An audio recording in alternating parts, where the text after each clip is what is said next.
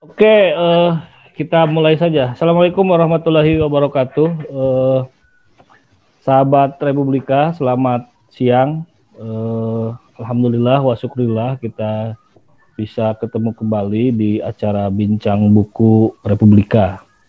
Jadi nanti kita akan mengusahakan nanti kita akan bikin acara-acara seperti ini. Kita akan membuka buku-buku Republika. Kita akan lihat apa isinya, bagaimana proses penerbitannya, dan alhamdulillah bersama kita siang ini sudah hadir penulis buku Sehat dengan Wudhu, Ustadz Sahrudin Al-Fikri. Assalamualaikum Ustadz Sahrudin. Waalaikumsalam warahmatullahi wabarakatuh. Sehat, Ustadz? Alhamdulillah sehat. Masih sehat juga. Alhamdulillah sehat nih. Jadi terima kasih atas waktunya Ustadz bisa bergabung dengan kita di Bincang Buku. Jadi ini kita akan rutinkan. Jika ada buku-buku lainnya, bisa buku agama, bisa buku novel, bisa buku anak. Dan siang ini buku Ustadz yang akan kita bincangkan begitu ya. Dan kalau lihat dari judulnya seperti yang sahabat Republika lihat, ini Sehat dengan Wudhu. Jadi buku ini sangat relevan, sangat pas dengan kondisi kita yang sama-sama ketahui bahwa saat ini kita sedang menghadapi pandemi COVID-19 yang mengancam kesehatan kita bukan hanya di Indonesia tapi juga di seluruh dunia gitu. Jadi sekarang ini kita dihadapkan pada isu kesehatan. Dan ternyata dampaknya juga si COVID ini juga merembet ke sosial dan ekonomi gitu ya. Nah, terkait dengan kesehatan ini, maka itulah kenapa menurut saya buku ini menjadi sangat relevan, karena ternyata wudhu punya keterkaitan dengan soal kesehatan. Nah, sebelum kita mencoba melihat lebih jauh, Ustadz Sahrudin, kan kalau kita lihat wudhu ini kan persoalan ta'abudi ya istilahnya. Jadi persoalan yang bagi umat Islam sifatnya tanpa ada pertanyaan ya harus dilaksanakan begitu ya, tanpa ada alasan, tanpa ada motivasi apapun, namanya ta'abudi ya harus dilaksanakan sesuai dengan apa yang dicontohkan oleh Rasulullah gitu ya. Nah, menurut Ustadz, bagaimana nih konteksnya ketika wudhu sebagai ta'abudi, tapi kemudian coba dikaitkan dengan soal yang misalnya kesehatan begitu ya. Oke. Bismillahirrahmanirrahim. Assalamualaikum warahmatullahi wabarakatuh. Sahabat Republika yang dirahmati Allah Subhanahu wa taala, alhamdulillah pada kesempatan ini kita bisa berbincang bersama seputar tentang wudhu.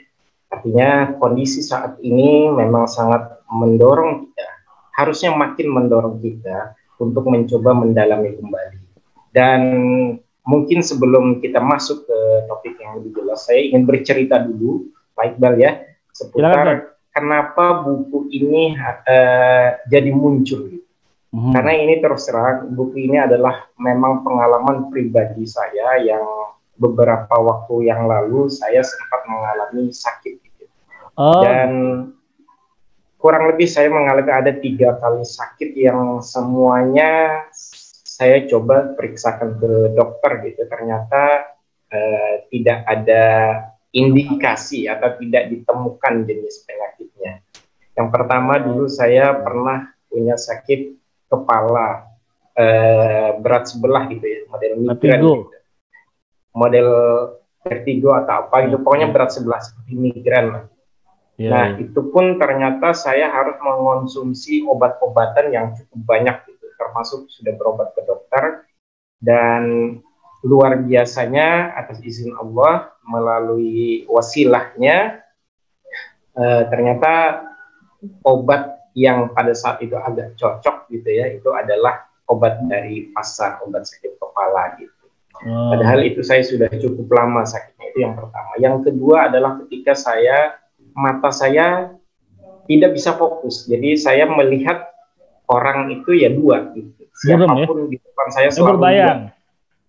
Bukan berbayang, jadi mata kanan fokusnya sendiri, mata kiri fokusnya sendiri. Jadi tidak menjadi satu, jadi kebagi.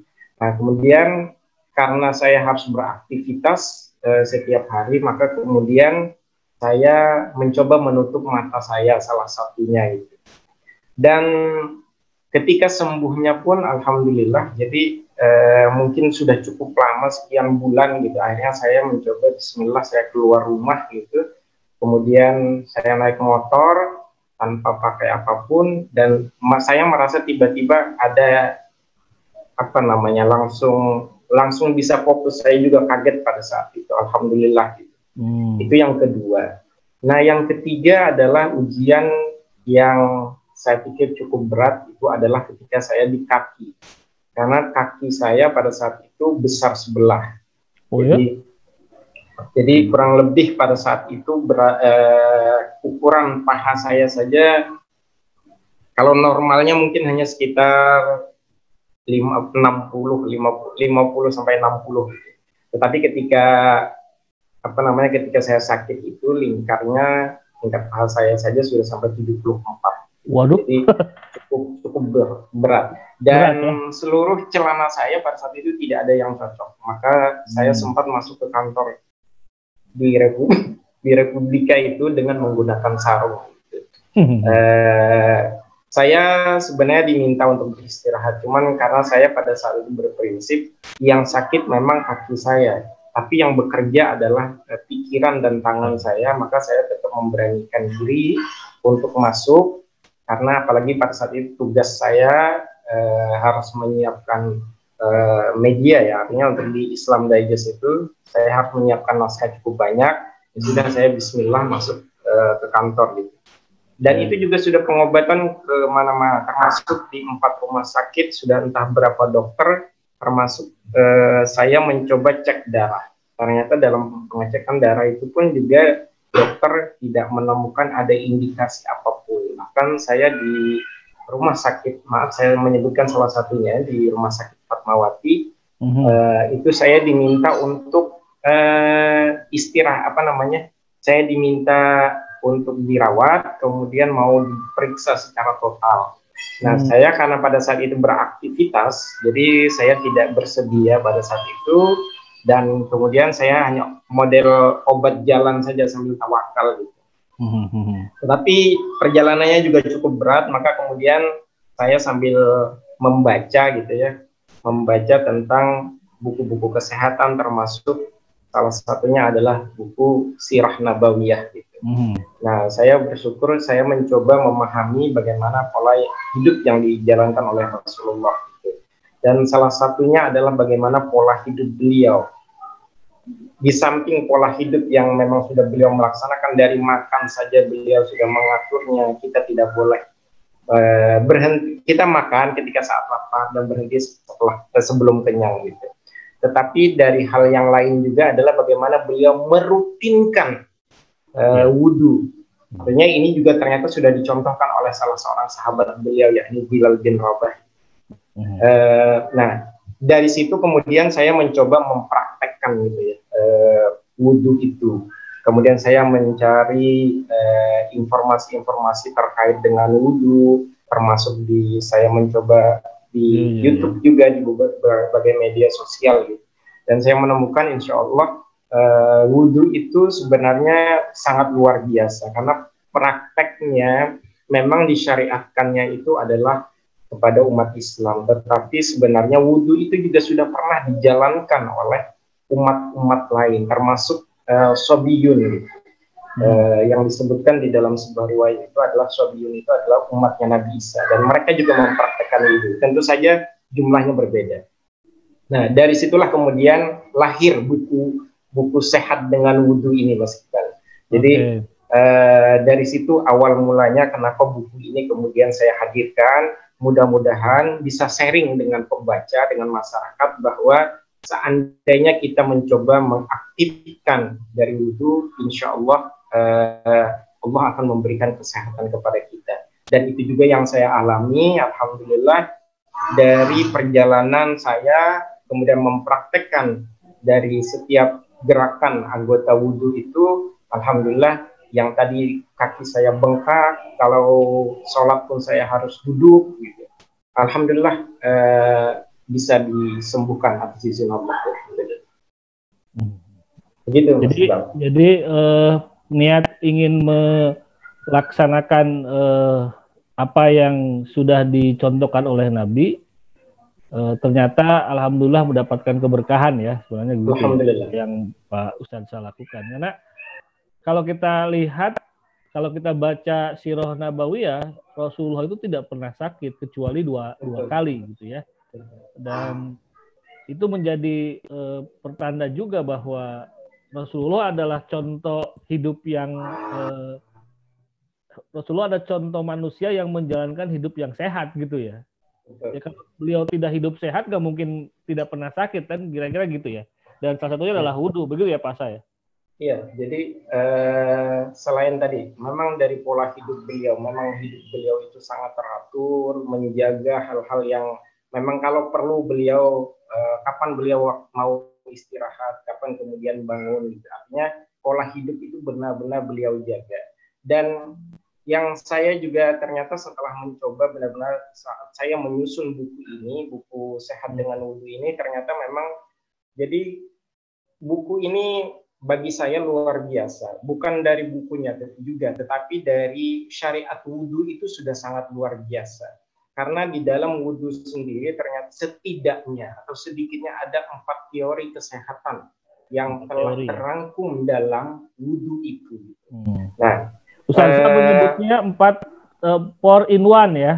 Ya, bisa disebut itu 4 in 1. Gitu. Jadi bahwa ada hal-hal, ada 4 jenis metode kesehatan yang bisa dilakukan yang itu ternyata sudah terangkum dalam wudhu. Yang pertama itu adalah kita mulai masuk ke dalam topik bahasa. Iya, silakan. Yang pertama itu adalah akupunktur. Ya, akupunktur itu adalah teori kesehatan dari negeri Cina gitu. Dan di sana ternyata kalau orang mau hidup lebih sehat, kalau ada sakit, mereka seluruh anggota tubuhnya misalnya sakit, maka ketika dia ingin sehat, setidak-tidaknya dia harus dilakukan akupunktur. Dan titik akupunktur itu kurang lebih di seluruh anggota tubuh kita, seorang manusia itu kurang lebih ada 5.000 titik energi. Artinya itu sangat luar biasa dan sangat berat bagi seseorang yang tidak intens untuk belajar tentang akupunktur. Tidak mungkin kan dalam 5.000 itu bagaimana mungkin kita menghafalnya gitu.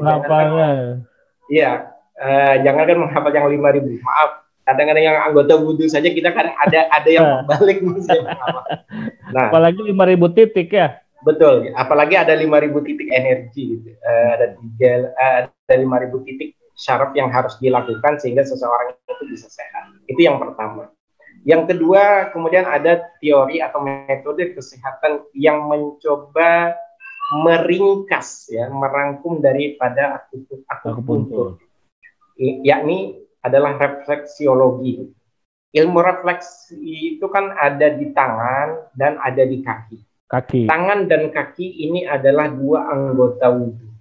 Di kaki kurang lebih ada 70 lebih, ada sekitar 70-an titik energi atau titik syaraf untuk termasuk di situ ada jantung, ada liver, ada kolesterol dan lain sebagainya.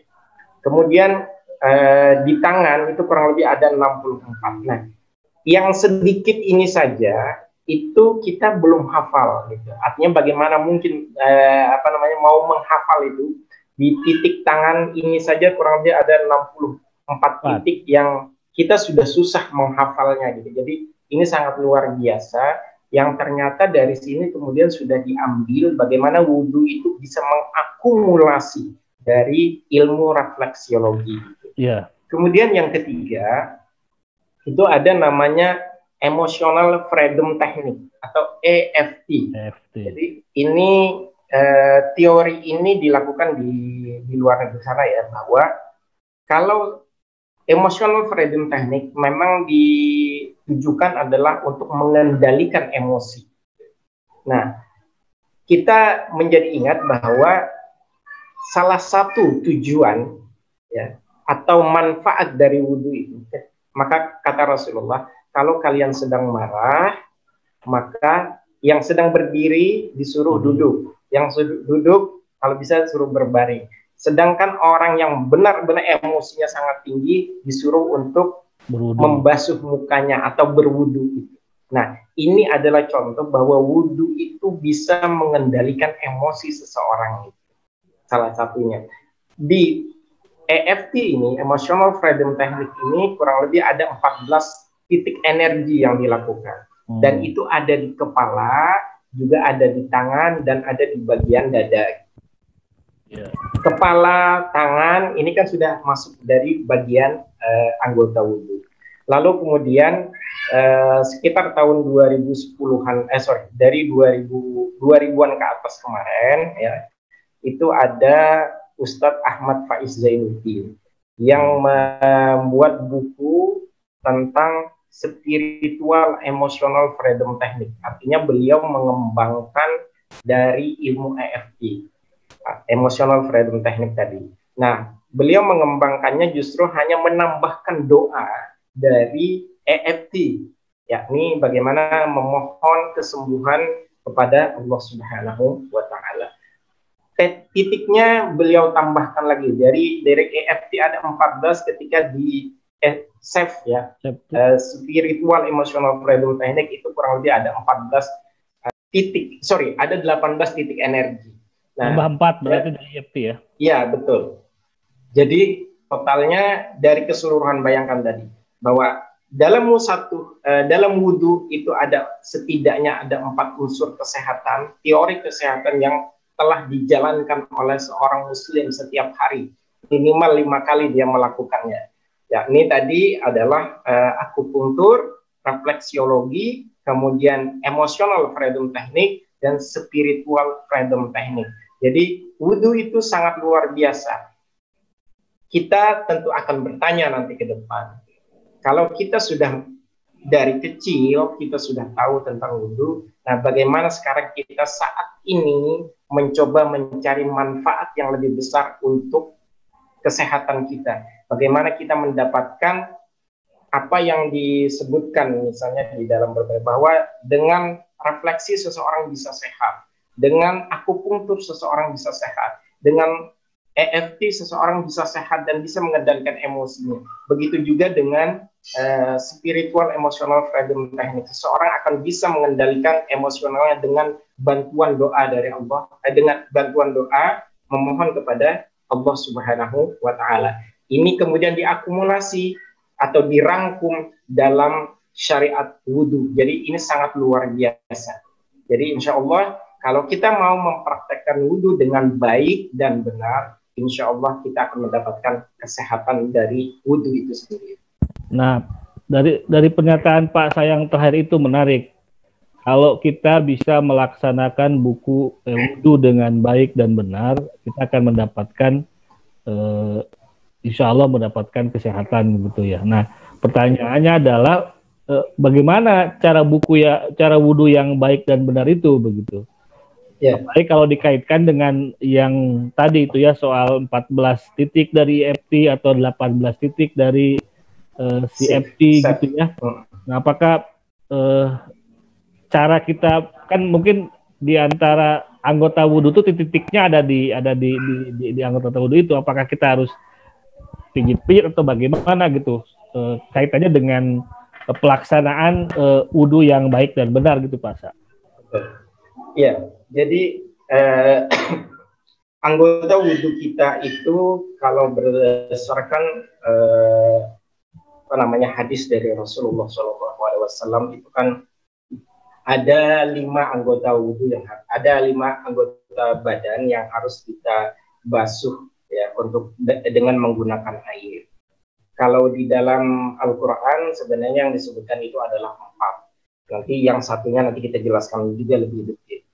Jadi kalau di dalam Al-Quran, di dalam surah Al-Maidah ayat 6, Allah Subhanahu wa Ta'ala berfirman, ya ayyuhalladzina amanu idza qumtum ilas shalah faghsilu wujuhakum Faghsilu wujuhakum wa aydiyakum ilal marafiq wamsahu bi ru'usikum wa aydiyakum ilal ka'bayn.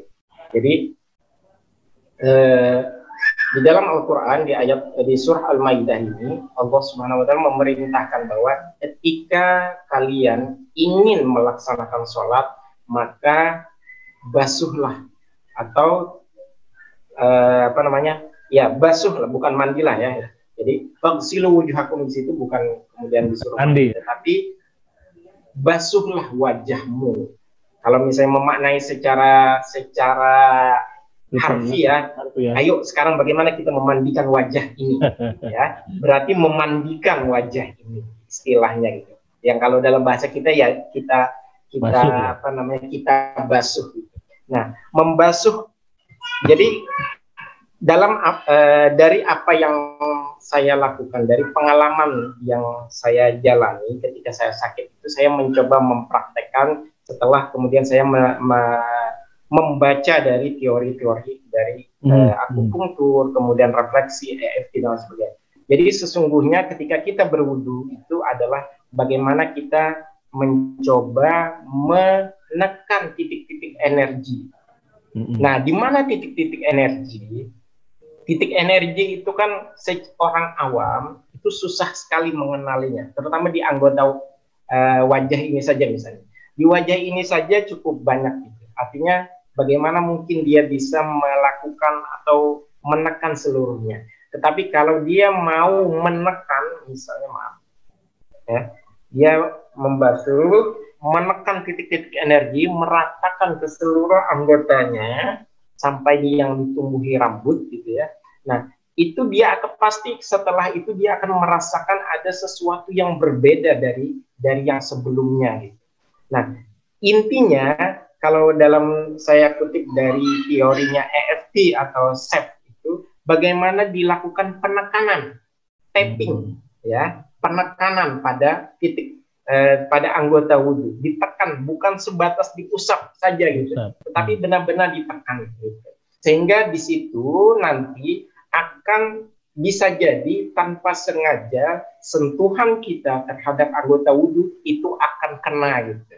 Nah, itulah nanti yang akan mengaktifkan titik-titik energi yang ada di anggota badan kita.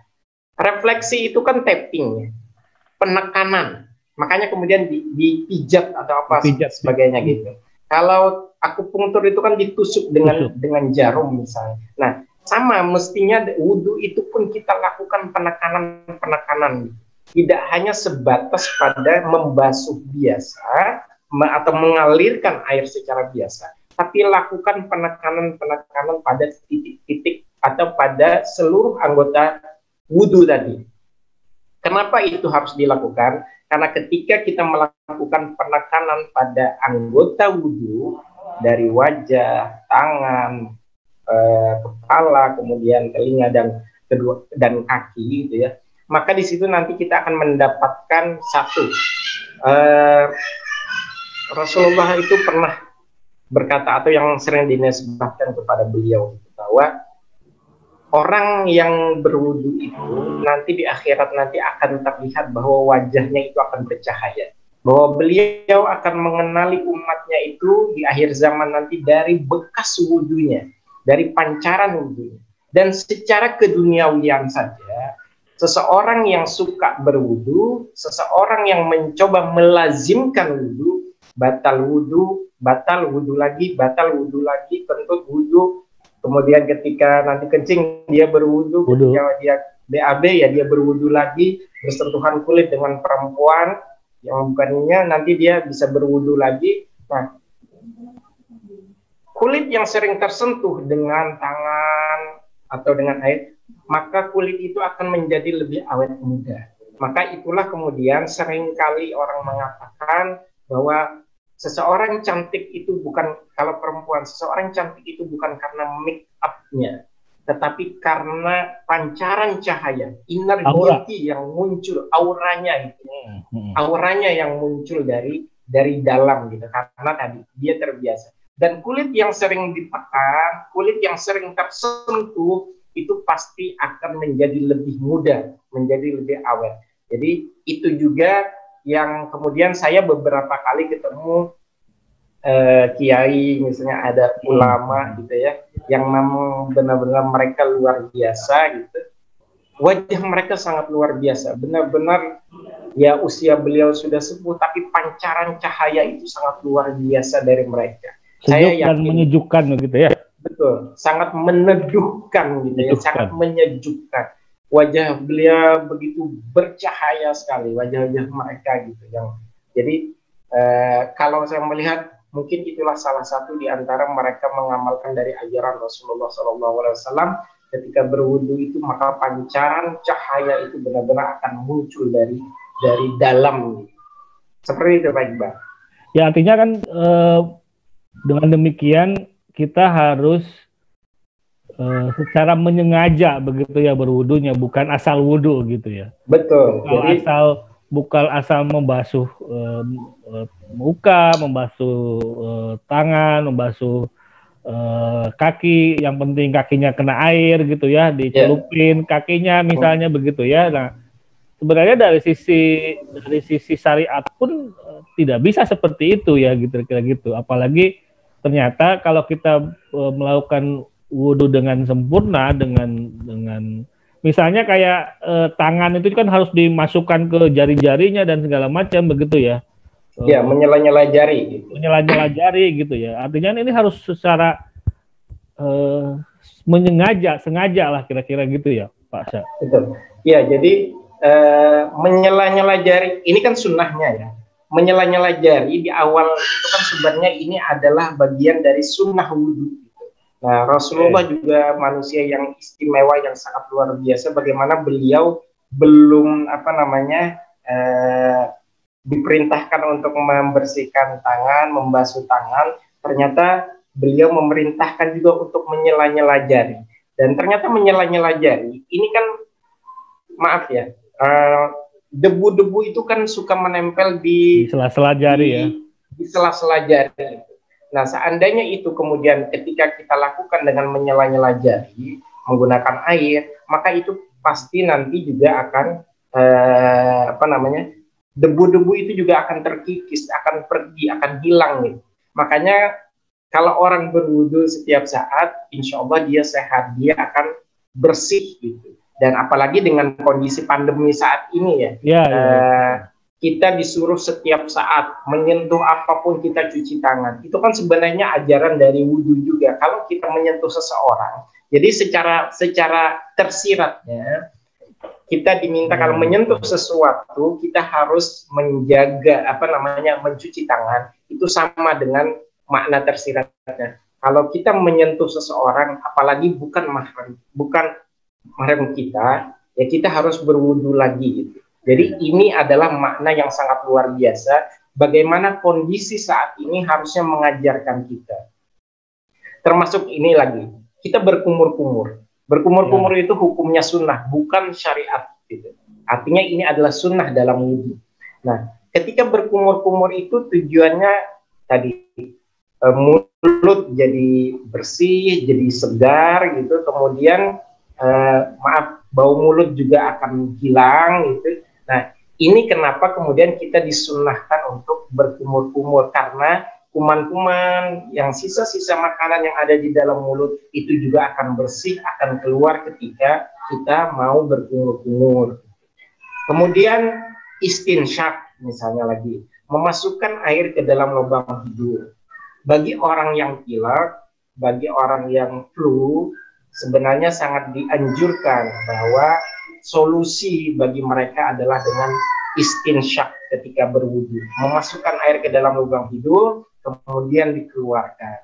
Karena ini ada teori, gitu, ada teori bahwa kalau misalnya debu masuk ke dalam hidung, maka cara mengeluarkannya itu adalah dengan apa istilahnya ini ya?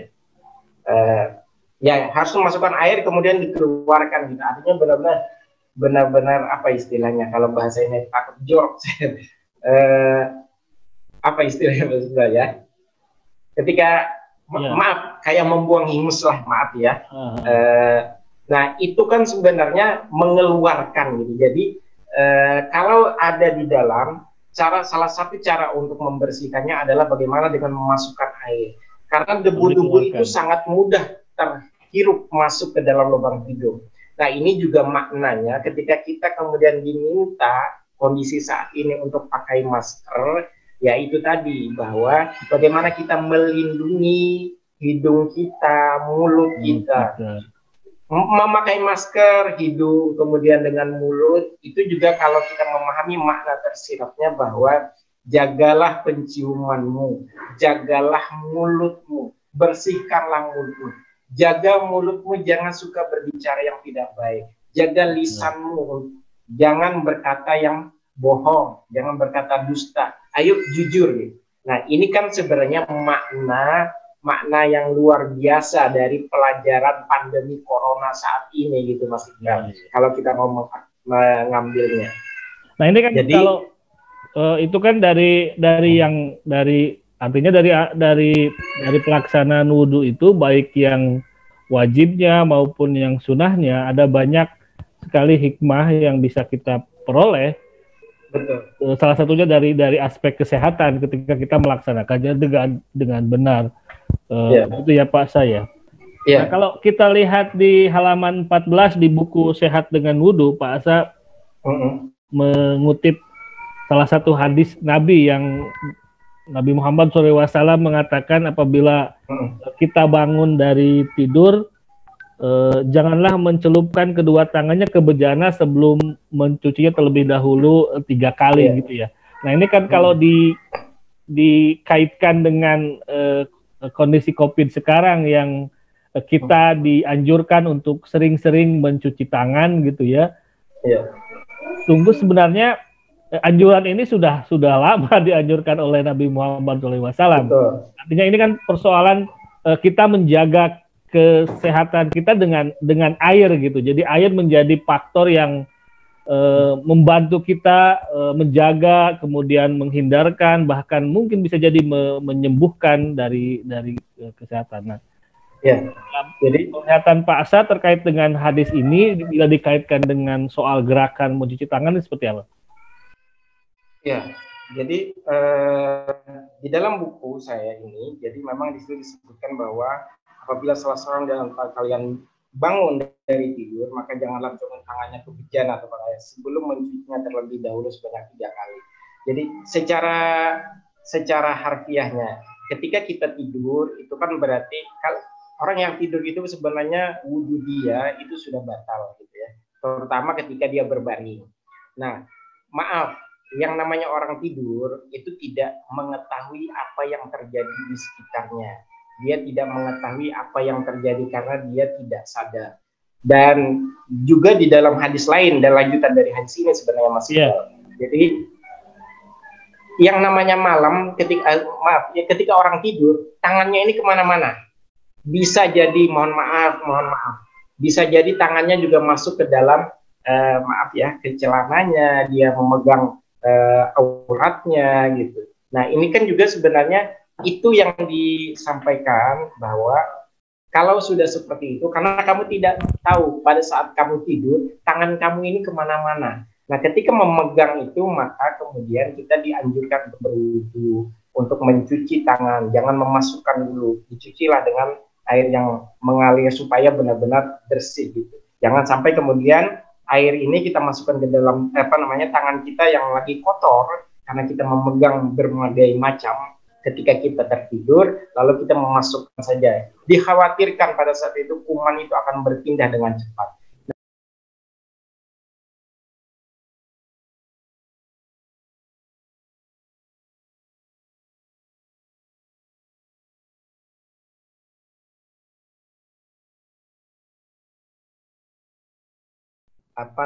Bukan orang yang dapat membatalkan wudhu kita, maka berarti kita harus berwudhu gitu. Artinya mencuci tangan dengan sabun ini kan sebenarnya tujuannya juga sama, bahwa kalau kita sering berwudhu dengan baik, insya Allah segala jenis penyakit itu akan bisa kita hindarkan.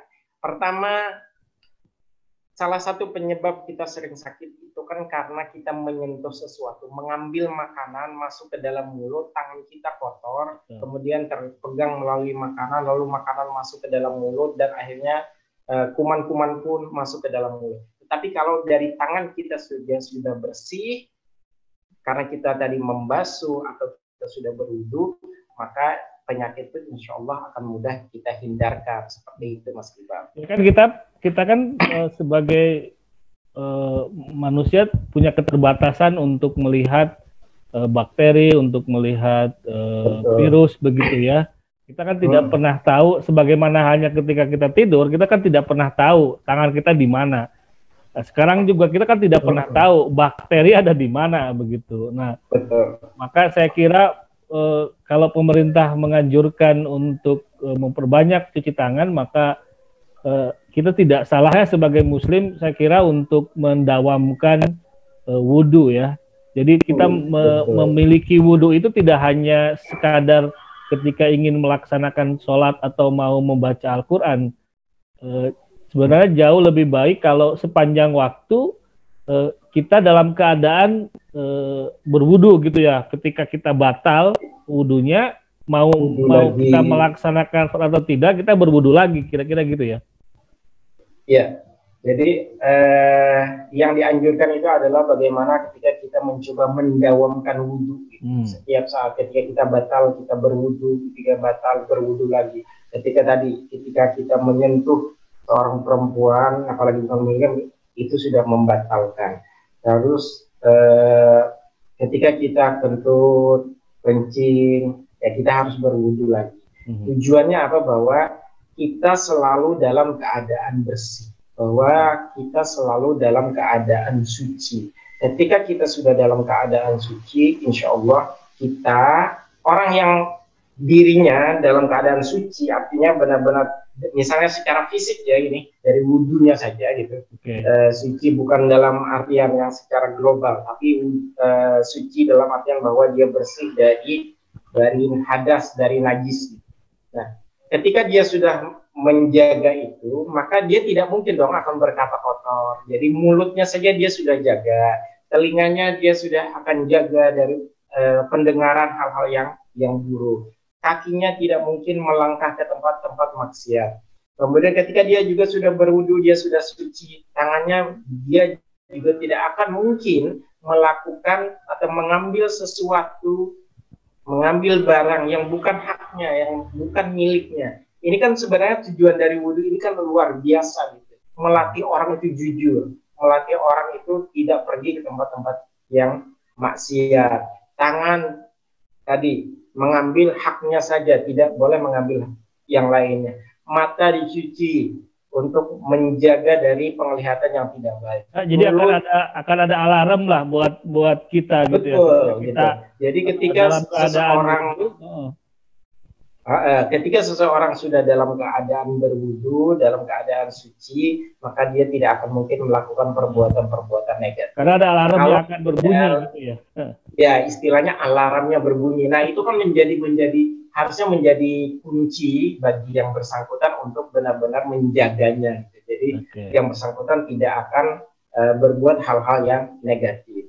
Satu hal lagi saya tambahkan, Mas Iqbal. Jadi anggota wudhu itu kita secara hadis ya, artinya ada 5 anggota wudhu yang dilakukan. Yang pertama itu wajah, kemudian tangan, terus kemudian kepala, yang berikutnya adalah telinga, kemudian yang kelima adalah kaki. Mas Iqbal bisa cek di halaman 37 ya, di buku Sehat dengan Wudhu, itu ada titik energi di anggota wudhu itu ada berapa. Mas Iqbal bisa lihat, totalnya itu ada 493 titik energi. Iya, 493. Nah, ini kan dahsyat sekali. Jadi tanpa disadari, seseorang yang berwudu sesungguhnya dia sudah melakukan atau dalam tanda petik memijat, menekan 493 titik energi ketika dia berwudu. Dan tidak perlu dihafalkan 493 itu titiknya itu di mana aja gitu. Nah, yang penting disapu aja gitu ya. Yang penting disapu secara baik ya. Artinya benar-benar disapu kemudian ditekan. Jadi maaf. Buka lagi. Jadi benar-benar dilakukan, bukan sebatas air kemudian begini saja. Itu Ya, pasti betul. nanti tidak akan mendapatkan apa-apa, tidak kurang mendapatkan manfaat. Tapi ketika dia melakukan penekanan pada anggota wudhunya, insya Allah itu juga akan dirasakan betapa manfaat dari wudhu itu nanti ketika dia melakukannya. Yang luar Nah, biasa di sini tercatat walaupun sangat areanya sangat kecil, di telinga itu terdapat 125 titik. betul. Jadi ini juga luar biasa bahwa membasuh telinga itu kan bukan bukan syariat, maksudnya bukan kewajiban. Membasuh telinga itu hukumnya sunnah ya. Sunnah, Karena ya. di dalam Al-Quran di surah Al-Maidah ayat 6 anggota wudhu itu hanya 4, yakni tadi wajah, tangan, kepala, dan kaki. Lalu Rasulullah SAW menambahkan membasuh telinga, membasuh telinga. Nah, telinga ini kan ternyata di telinga yang areanya sangat kecil ini ternyata ada 125 titik energi. Mas Iqbal mungkin bisa ditampilkan ke pemirsa, Mas Iqbal, bagaimana di halaman 78, Mas Iqbal. 78. Ya, halaman 78 bisa diperlihatkan ke pemirsa kita bagaimana ini ya. Coba lihat. Nah, itu kan ada gambar kepala, gambar tubuh kita, Mas Iqbal.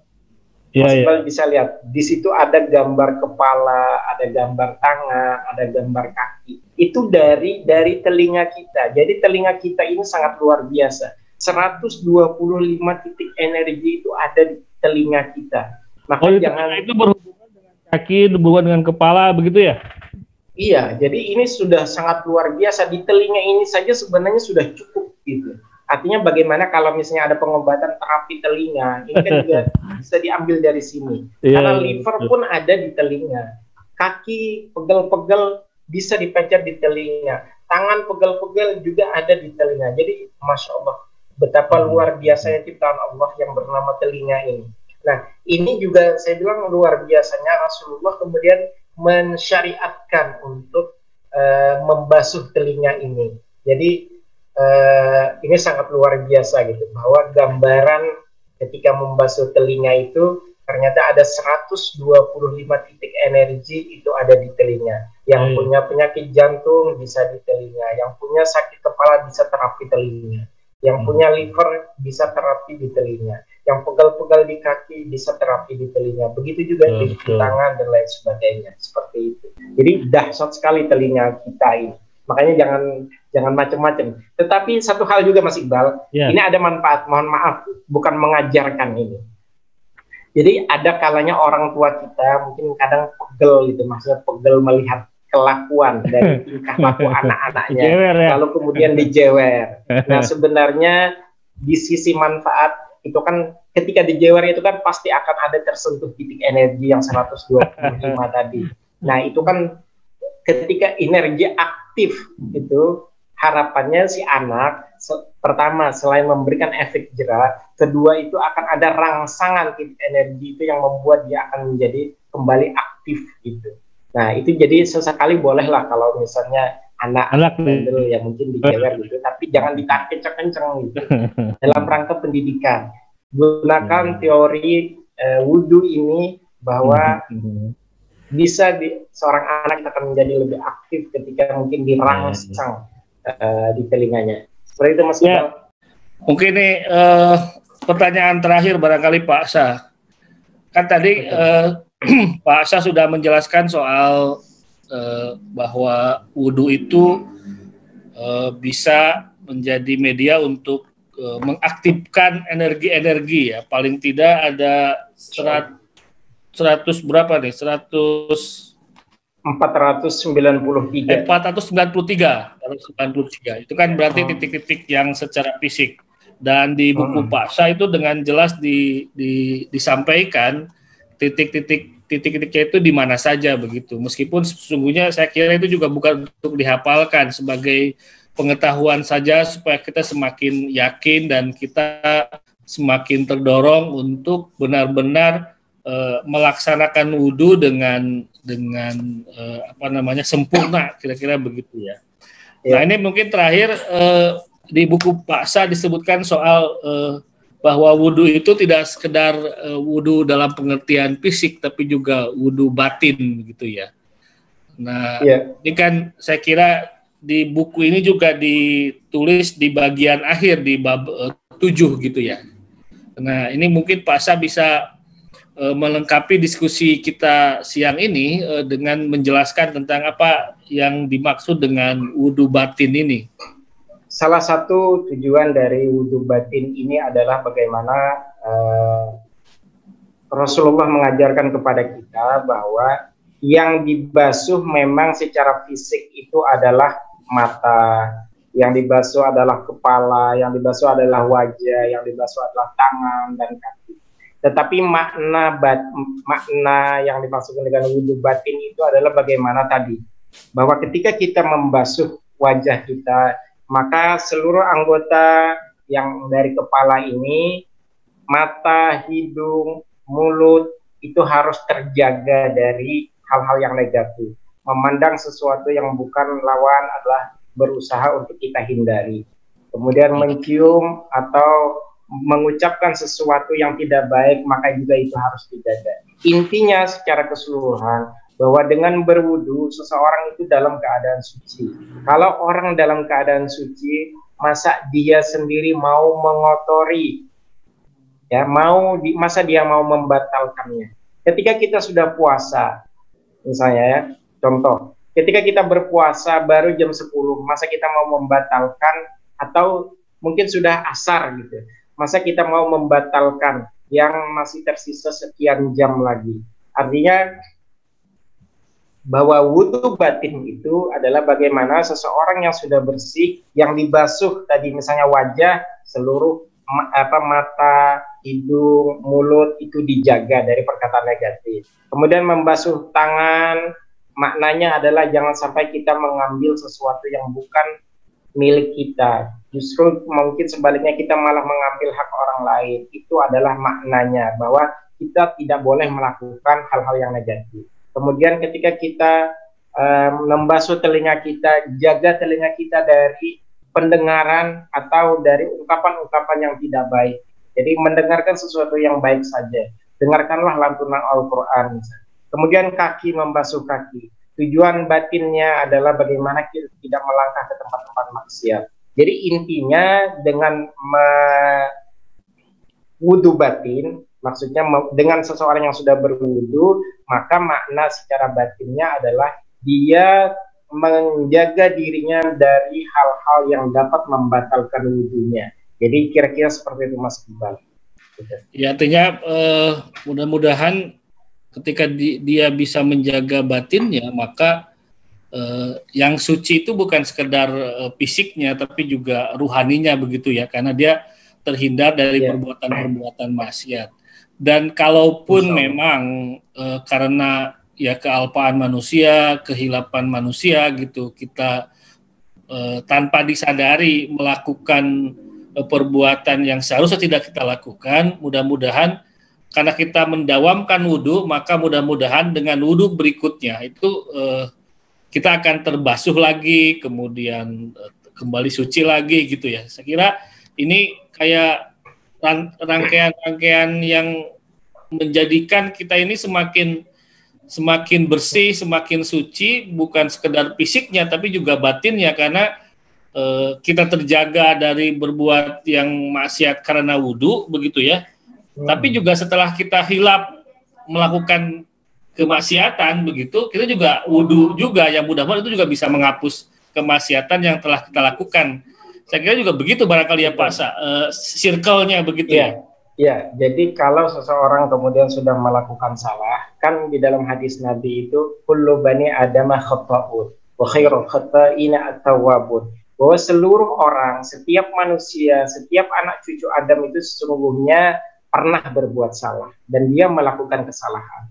Tetapi sebaik-baik orang yang bersalah adalah yang bertaubat gitu. Nah, kalau kita mau mengambil dari situ bahwa mulut kita suka berbuat yang tidak baik, tangan kita mungkin mengambil hak orang lain, kaki kita mungkin melangkah ke tempat-tempat maksiat, naudzubillah. Nah, dengan berwudu itu maka kita akan menjaga seluruh anggota badan kita dari hal-hal yang negatif. Gitu. Nah, kemudian bagaimana tadi bahwa kaki punya salah, ya dia harus bertaubat. Bagaimana taubatnya? Tadi kira-kira tadi harus dibersihkan, bahwa kaki itu harus dibasuh menjadi suci supaya dia tidak melangkah lagi ke tempat-tempat yang maksiat. Nah, ini yang diantara dari makna apa yang disebutkan oleh Rasulullah tadi, bahwa kullu bani Adam khata'un wa khairul khata'ina at-tawwabun, bahwa seluruh anak cucu Adam itu mereka berbuat kesalahan, dan sebaik-baik orang yang bersalah maka dia harus bertaubat. Nah, kita ingin pertaubatan yang kita lakukan setiap hari, kita melakukan taubat kepada Allah itu minimalnya adalah 5 kali.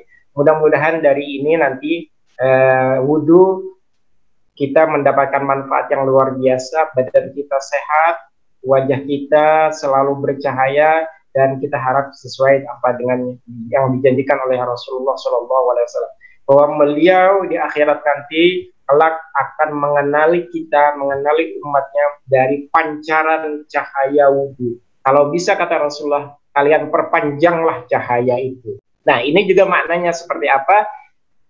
Maksud diperpanjang selain memperbanyak. Jadi kalau yang disunnahkan atau yang dianjurkan itu adalah dari tangan sampai siku, tapi bagaimana kemudian diperpanjang? Artinya bisa melebihi dari siku. Tapi hal lainnya juga adalah bagaimana kita memperpanjang wudhu, dalam artian menjaga wudhu ini jangan sampai mudah batal. Kita perpanjang, jadi setiap kita batal kita berwudhu lagi, setiap batal kita wudhu lagi. Ini maksudnya juga adalah bagaimana kita memperpanjang cahaya itu, sehingga di akhirat kelak Rasulullah itu akan lebih mudah lagi mengenali umatnya. Kira-kira gitu. Betul, insya Allah. Gitu. Terima kasih Pak Asa, bincang yang sangat menarik dan inspiring. Dan bagi sahabat buku Republika, mudah-mudahan perbincangan yang singkat ini bisa menginspirasi kita untuk semakin meyakini kita bahwa apa yang disunahkan, apa yang dimintakan kepada kita untuk selalu berwudu itu ternyata memiliki dampak, memiliki manfaat yang atau keutamaan yang luar biasa, seperti yang tadi sudah dijelaskan oleh Pak Sa. Mudah-mudahan kita bisa mengambil hikmahnya dari perbincangan ini, dan bagi sahabat Republika yang ingin mendalami lebih lanjut terkait dengan persoalan wudhu ini dikaitkan dengan kesehatan, sahabat Republika bisa mendapatkan buku ini di www.bukurepublika.id atau di toko-toko buku di sekitar sahabat Republika. Mudah-mudahan dengan informasi yang didapat pada siang hari ini, kemudian nanti ditambah dengan mengkaji lebih lanjut buku Sehat dengan Wudhu, ada keinginan yang kuat, yang penuh dengan kesadaran kita untuk mendawamkan wudhu, karena ternyata wudhu itu mendatangkan banyak manfaat buat kita. Dan wudhu itu bukan sesuatu yang sulit, saya kira gitu ya, dan tidak butuh waktu yang lama untuk melakukannya, tetapi manfaatnya sungguh luar biasa. Sekali lagi terima kasih Ustadz atas kesediaannya. Atau barangkali sebelum kita tutup ada yang mau disampaikan, Pak Sa? Jadi melalui buku ini saya ingin sharing kepada pemirsa, kepada sahabat Republika, bahwa banyak hal yang sebenarnya yang bisa kita petik hikmah dari ketika kita melaksanakan wudhu. Oleh karena itu, dalam kesempatan ini saya ingin mengajak sahabat-sahabat semuanya, saudara-saudaraku, sesama muslim, untuk benar-benar memaksimalkan wudhu dengan baik dan benar. Terus terang, sebenarnya masih banyak hal yang bisa kita perbincangkan di dalam buku ini. Kita belum membahas soal misalnya bagaimana kekuatan sebuah kata. Mungkin nanti di lain kesempatan ya Pak Mas Iqbal ya. Insyaallah Pak. Bagaimana bagaimana juga kekuatan air, kenapa kita berwudu itu harus menggunakan air. Kemudian yang berikutnya juga kita nanti coba akan membahas bahwa bagaimana sesungguhnya posisi wudu itu. Nah, posisi wudu itu juga penting. Bagaimana kita ketika berwudu itu benar-benar mendapatkan kesehatan yang maksimal yang kita harapkan. Nah, insya Allah bagi yang mungkin sudah membeli buku ini, insya Allah mereka sudah akan mendapatkan informasinya bahwa wudu yang baik itu seperti apa. Tetapi kalau misalnya nanti belum, insya Allah nanti kita akan membahas pada sesi berikutnya di kesempatan yang lain. Sekali lagi saya ingin mengajak sahabat-sahabat Republika semuanya, sahabat-sahabat sesama muslim, ayo kita maksimalkan wudu. Insya Allah dengan berwudu diri kita akan menjadi lebih sehat, dan mudah-mudahan kita akan bertemu dengan Rasulullah SAW karena kita dari pancaran cahaya wudu yang kita miliki setiap saat. Demikian kurang lebihnya, mohon maaf. Yang benar adalah dari Allah, yang salah adalah karena kebodohan dan kealpaan saya pribadi. Akhir kata, Assalamualaikum warahmatullahi wabarakatuh. Waalaikumsalam warahmatullahi wabarakatuh. Dengan demikian berakhir sudah perbincangan kita. Insya Allah kita bertemu kembali di buku perbincangan berikutnya dengan buku lainnya dan dengan topik yang lainnya. Mungkin nanti yang juga kita akan perbincangkan persoalan yang tadi disampaikan oleh Pak Syah masih terkait dengan wudu, atau nanti kita bicara tentang kita buka lagi buku lainnya. Terima kasih atas perhatian sahabat Republika. Mudah-mudahan kita semua diberikan kesehatan dan keberkahan. Taufiq wal hidayah. Assalamualaikum warahmatullahi wabarakatuh. Waalaikumsalam warahmatullahi wabarakatuh.